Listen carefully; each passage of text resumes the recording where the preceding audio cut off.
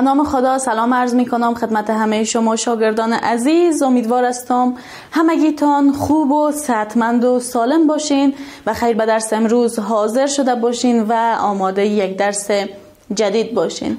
شاگردای نازنینی که در صنف هستین همتان خوب هستین؟ به خیر آمدین به صنف؟ بله. بسیار عالی. خوش آمدین به یک درس دیگه. ما در مضمون فیزیک در صنف هفتم.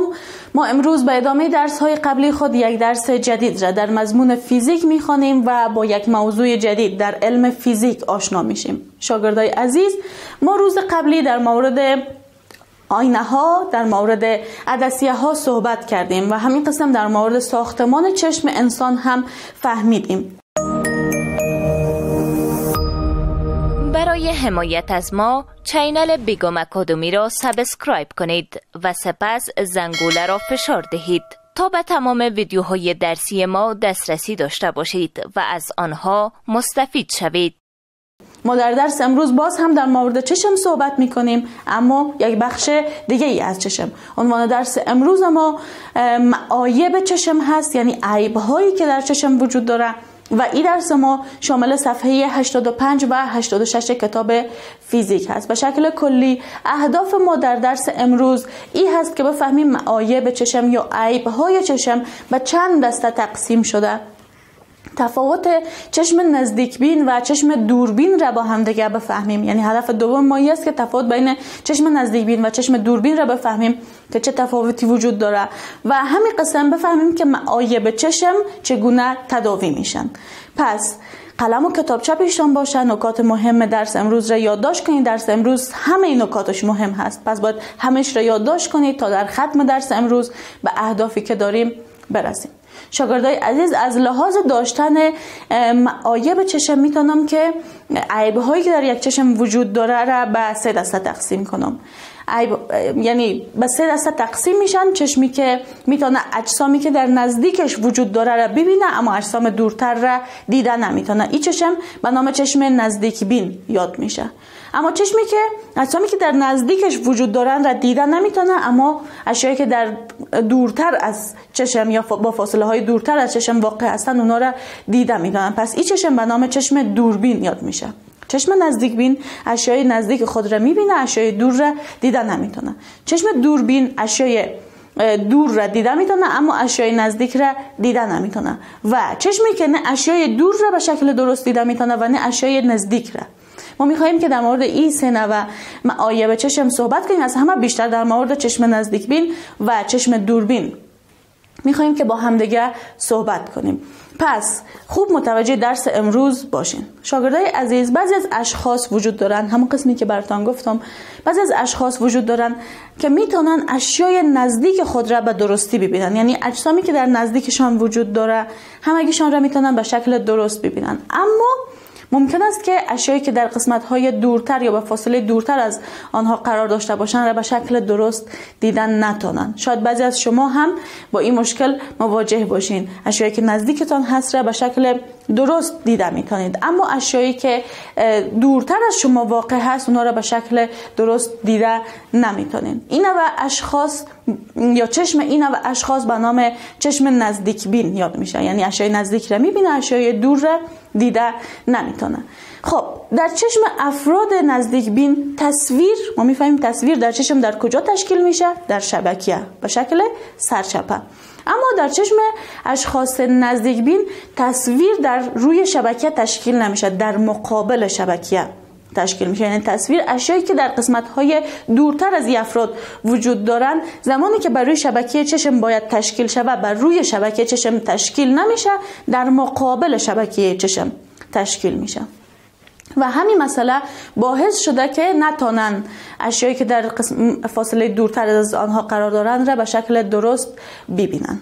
و اشخاصی هم هستند که اشیایی که در نزدیکشان هست به شکل درست دیدن نمیتونن اما اشیایی که در فاصله های دورتر از آنها قرار دارند را به شکل درست دیده میتونن. شاید دیده باشین که مثلا مادرتان در خانه زمانی که میخواد یک سوزن را، یعنی تار را داخل سوزن بکنه، همین سوزن و تار از خود دور میبره تا بالاخره در یک فاصله ببینه و سوزن را تار کنه و این اشخاصی هستند که اشیای نزدیک را به شکل درست دیده نمیتونن. هر قدر اشیا ازشان دورتر شوه میتونن اشیا را به شکل درست ببینن. پس چشم این و افراد به نام چشم دوربین یاد میشه، یعنی اشیای دورتر را دیده میتونن، اشیای نزدیکتر را دیده نمیتونن.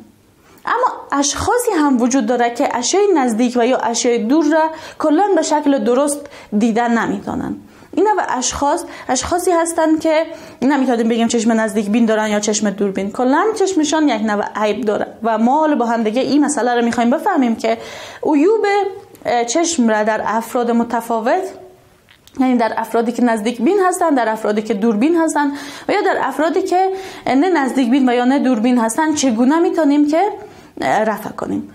شاگردای عزیز، به شکل کلی میتونم براتون بگویم که زمانی که افراد اشیایی که در نزدیکشان هست را میبینن اما اشیایی که در به فاصله از آنها قرار داره را دیدن نمیتونن، تصویر در مقابل شبکیه تشکیل میشه، روی شبکیه تشکیل نمیشه، در قسمت پیشروی شبکیه تشکیل میشه.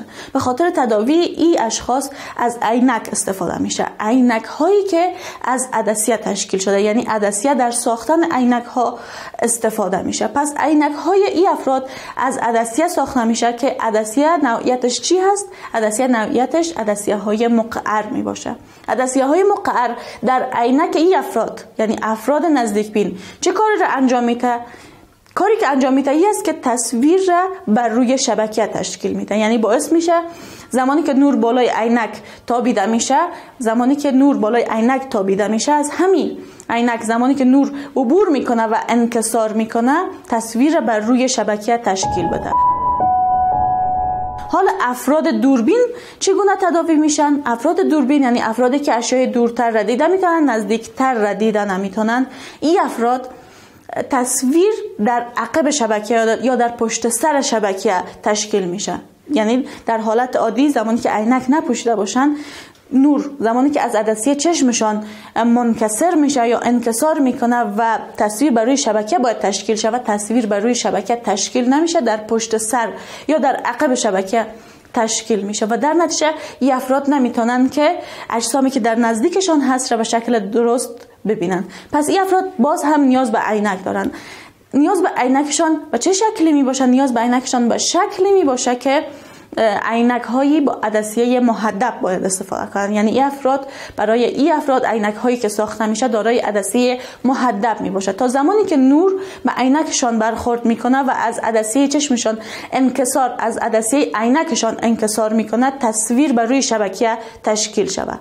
و افرادی هم هستن که اشیای دور و نزدیک را به شکل درست دیده نمیتونن. این افراد بر علاوه که مشکل در عدسیه چشمشان وجود داره، ممکن است که در شبکه چشمشان هم مشکلات وجود داشته باشه و تداوی این نوع اشخاص تداوی های مغلق و پیچیده ای هستند که شما بخیر باز در صنف 10 این موضوعات را به شکل درست و واضح میخوانید. فعلا در صنف 7 شما هم قدر بفهمید که از لحاظ داشتن عیوب چشم افراد به 3 دسته تقسیم میشه: افرادی که نزدیک بین هستند، افرادی که دوربین هستند و افرادی که نمیتونن نزدیک و دور را به شکل درست ببینن. افراد نزدیک بین اشیایی که در نزدیکشان هست را میبینن، دور را دیدن نمیتونن. چرا؟ چون تصویر در مقابل شبکیه تشکیل میشه. زمانی که نور از عدسیه چشمشان منکسر میشه، تصویر به جای که روی شبکیه تشکیل شود در مقابل شبکیه تشکیل میشه. به خاطر تداوی این اشخاص از عینک های مقعر استفاده میشه تا عینک های مقعر بتونه تصویر را بر روی شبکیه تشکیل بده. نوع دوم افراد یا دسته دوم افراد دوربین هستند. افرادی که دور را، اشیایی که در فاصله های دورتر از آنها قرار داره را دیده میتونن اما نزدیک را دیده نمیتونن. چرا؟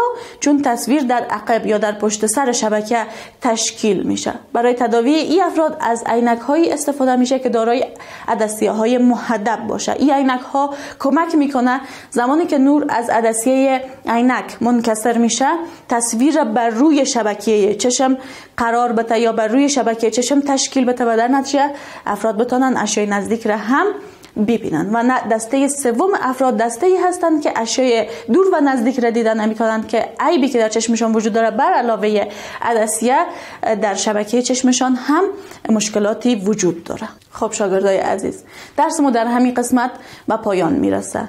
امیدوار هستم که درس امروز را یاد گرفته باشین. کسی در درس امروز سوالی یا مشکلی نداره؟ استاد یک سوال دارم. فاطمه جان بگو سوالت را. تفاوت عینک های دوربین و نزدیک بین در چیست؟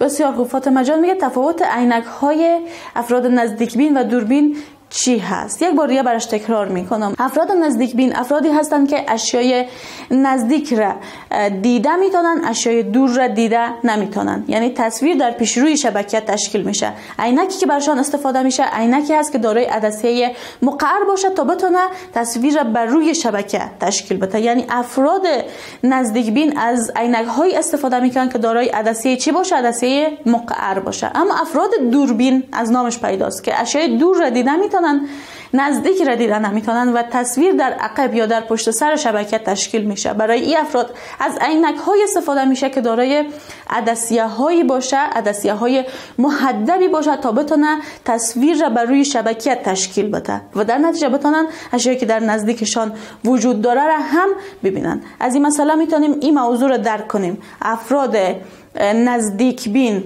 عینک های استفاده میکنن که دارای عدسیه های مقعر باشه. افراد دوربین از عینک های استفاده میکنن که دارای عدسیه محدب باشه. امیدوار هستم که جواب سوالت را گرفته باشی. کس دیگه سوالی یا مشکلی نداره؟ نه خیر استاد. بسیار عالی. شاگرده عزیز، من در درس امروز باز هم به شما یک کارخانگی دارم. کارخانگی شما حل بعضی از سوالات می باشه. این سوالات شما 3 سوال هست. سوال اول شما این است که در کتابچه هایتان نوشته می کنید معایب چشم یا عیوب یا عیب های چشم به چند دسته تقسیم شده. معمولا دسته‌بندی میکنید و فقط نامش را میگیرین. سوال دوم شما این هست که تفاوت چشم نزدیک بین و چشم دوربین را در کتابچه هایتان به شکل واضح نوشته میکنید و در سوال سومتان طریقه تداوی اشخاصی که دارای چشم نزدیک بین و چشم دوربین هست را به شکل مفصل نوشته میکنید. این 3 سوال را در کتابچه هایتان نوشته کنید، درس ها را تکرار کنید، در هر قسمتی که براتون سوالی یا مشکلی ایجاد میشه یادداشت کنید و روز بعدی به صنف بیارین. قبل از آغاز درس بعدی وقفه کوتاه میگیریم.